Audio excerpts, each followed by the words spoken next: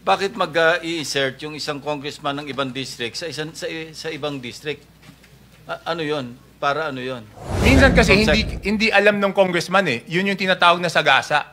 Magugulat na lang siya pagdating ng GAA. So hindi niya pwedeng angkinin ng district congressman yon or congresswoman? Hindi. Dahil may-ari nun. Normal po ba ito? 13 billion na care of a proponent isang congressman lang? Hindi po. Yan na po yung pinakamalaking nakita ko. Ako po ay pinatawag sa meeting noong March 24, 2025, no? Sa Malacanang. At nahandun po si Presidente, si Sec Mina at si Sec Manny Bonoan. Kasi po, ang problema po ni Sec Manny Bonoan is mag-e-election ban na, hindi pa na-award yung mga projects. Si Sec Mina naman, kinukulit daw siya ng House of Representatives na i-release na yung mga ang pinag-uusapan dito po yung FLR. Ito po yung pinahold na mga projects dahil nga nabawasan yung mga flagship projects ng executive branch at napunta dito sa mga insertions na to. So lahat po ng insertions, pinahold. Noong March 24, nung pagpunta ko sa meeting, nalaman ko na kaya pala ako nahandon is because yung House of Representatives, Your Honor, hindi pa binibigay yung listahan ng insertions. While the Senate, nalaman ko noon, noong January, nung hiningi, 3 days na bigay ng Senate. So sabay silang hiningan, yung Senate gave it within 3 days, yung House of Representatives hindi pa binibigay ng March 24. So ang role ko noon is hingin po sa House of Representatives. Mr. Chair, did they give you reason bakit tumagal ng ganon? I mean, inabot ng, you said, ilang linggo? Hindi, March 24 po. So January, February, more than 2 months. 2 months binigay sa yung listahan? Hindi, 2 months wala pa po. Wala nung pa. March 24. Okay. So, tinanong ko kay Sec Mina, kanino ko hihingin? Sabi niya, ang kausap sa House is si Congressman J.J. Suarez. So, paglabas ko ng Malacanang, hiningi ko kay Congressman J.J. Suarez yung listahan. Sabi niya, bakit? Sabi ko, kasi walang i-release na FLR kung hindi nyo ibibigay yung insertion sa BICAM. So ang nangyari, natandaan ko, March 24 yon, March 25, nag-request sa akin ng meeting si Congressman Suarez tsaka si Congressman Dong Gonzales. So gusto nila akong makausap sa Manila Golf. Pilit nila akong tinatanong, bakit kailangan yung listahan? Sabi ko, yan ang utos. So kailangan ko lang sumunod. So, Che, when you say utos galing saan? Yung paghingi ng listahan? Utos po ni Presidente dahil galit na galit siya noon.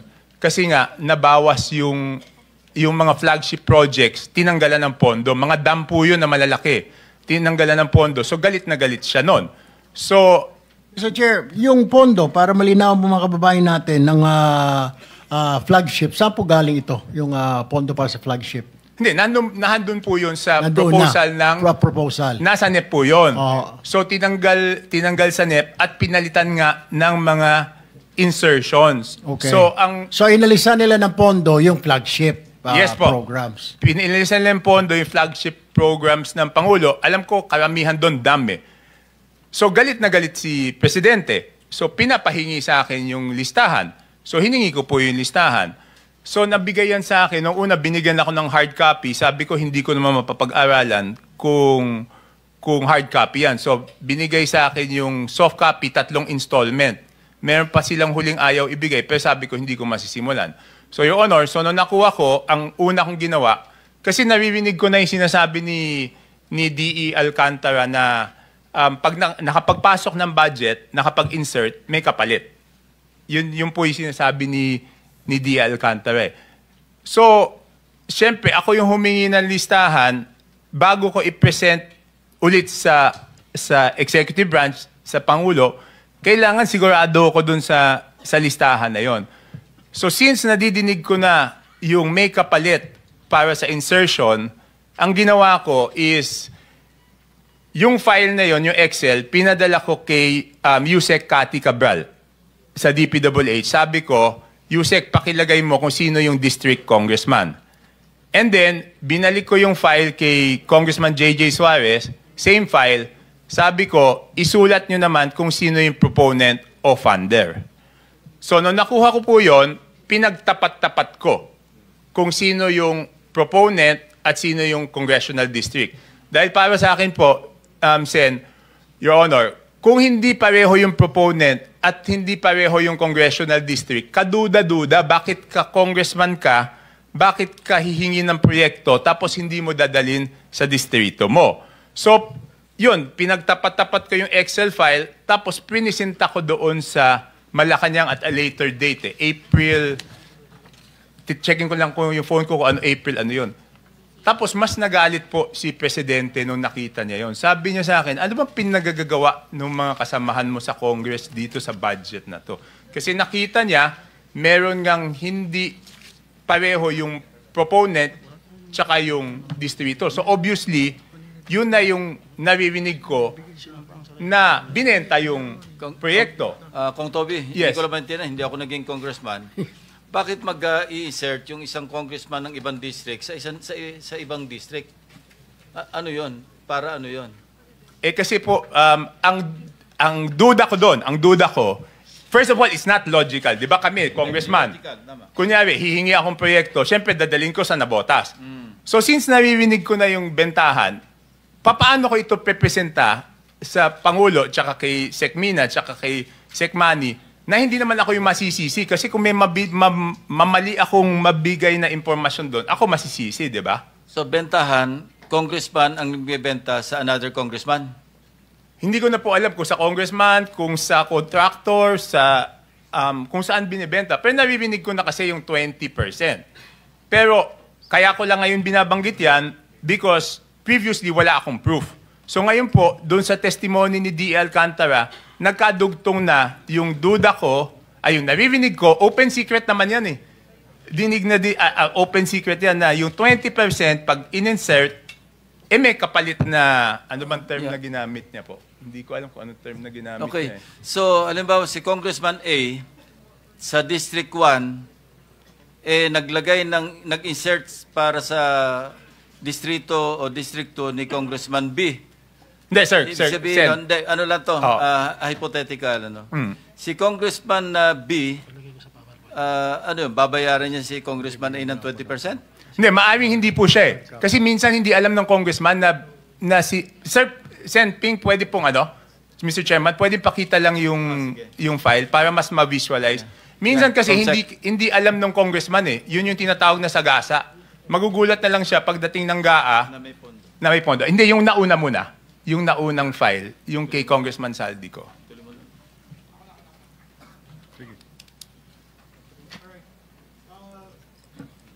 Yan po. For example, sige, next slide. For example po, si Saldico ang proponent pero ang congressional district na napuntahan is Abra. Ang total po niyan is 3 billion yata. Pag tinanong mo naman yung congresswoman dyan, hindi naman niya request. Ito naman, Saldico rin, napunta sa Occidental Mindoro. Pag tinanong mo na naman yung congressman, hindi rin niya request. So it's not logical, Your Honor, na yung congressman hindi magre-request, tapos babagsakan ng pondo. Tapos yan na naman, 3.1 billion, ganun din. So ang total po niya, 13.8. Pero Mr. Chair, narinig natin kanina, kamakailan, kila Engineer Bryce, na yung tinatawag na sagasa. Ibabagsak yung pondo without the knowledge of the congresswoman or the congressman. Tama po ba, Engineer Bryce? Yung sinasabing may sagasa. Opo, Your Honor. Okay. Pero tapos iba pa rin yung parking, di ba? Na pinapark yung budget. Opo, Your Honor. Thank you. Your Honor, ang intindi ko, pwede niya i-confirm, yung parking, kinausap muna, nakiraan. Kaya tinatawag na parking, nakiraan doon sa district congressman. Yung sagasa, kumbaga sa hit and run yun. Ibig sabihin, walang... Hindi, Tito SP, makikita na lang po niya yan doon sa GAA. Kasi magugulat siya, paglabas ng GAA, biglang lumobo yung distrito niya. Ganun ang mangyayari doon. Yun yung tinatawag na Mr. Chair, sagasa. Walang paalam. So malalaman niya na lang pag nandoon na sa GAA Opo. na nadagdagan. So hindi niya pwedeng angkinin ng district congressman yon or congresswoman. Hindi. Dahil may-ari nun. Hindi. Sa tingin ko, kung hindi yan substandard, kung hindi sumabog to na may substandard, may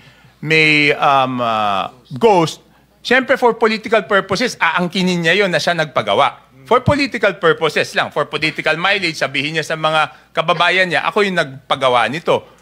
Pero ngayon, lumabas yung mga ganyan, nung tinanong ko sila, kasi tinanong ko yan eh.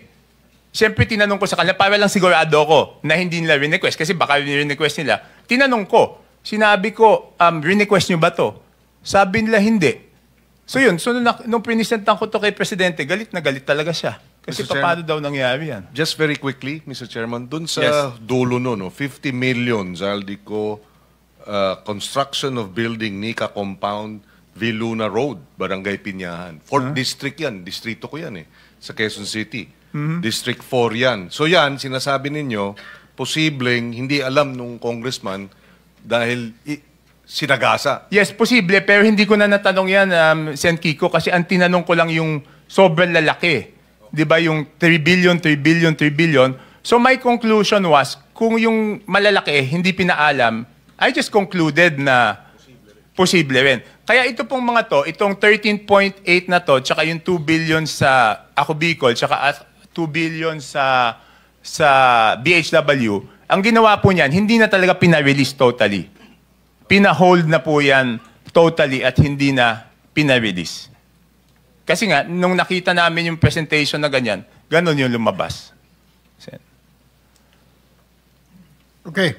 So, itong ganito kalaki, balik ho ninyo ulit yung 13 billion. Normal po ba ito? Or have you seen this before? I mean, ilang taon na kayo sa Congress? Nakailang balik na ho kayo. Normal po ba ito? 13 billion na care of a proponent isang congressman lang? Hindi po, yan na po yung pinakamalaking nakita ko. Tsaka yung nakakapagtaka dyan, kung babalik tayo doon sa Occidental Mindoro tsaka Oriental Mindoro, ngayon lang ako nakita ng GAA na 20 billion. Kasi yung dalawang linagyan niya yan ng 3.2 tsaka yung isang 3 something, nagsimula ang NEP nila 1.5 yung isa 2.5. Meron yata. 1.5 yung isa, 2.5 yung isda. Tapos nung...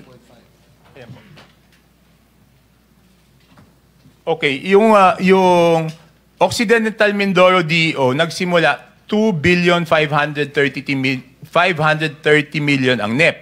Paglalabas sa GAA, 20,999 million. Okay?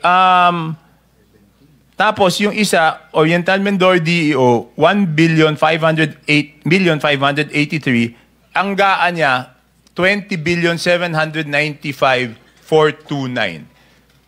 Kahit yung 10 billion, halos wala niyan eh.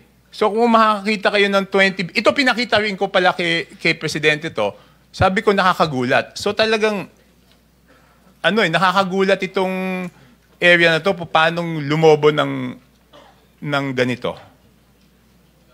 Chair, isang tanong lang po. Yes. Interjection, sir. Kahapon, ay nung isang hearing kong Toby, nakita namin kung paano lumolobo kasi yung una, yung ceiling ng SANEP, 4 na beses dadagdagan eh. Una, yung allocable na tinatawag, 300 billion yun eh. Pagkatapos merong leadership, parang 100 billion. Ito po ikinonfirm ni Secretary Bonoan at saka si Yusek Kati.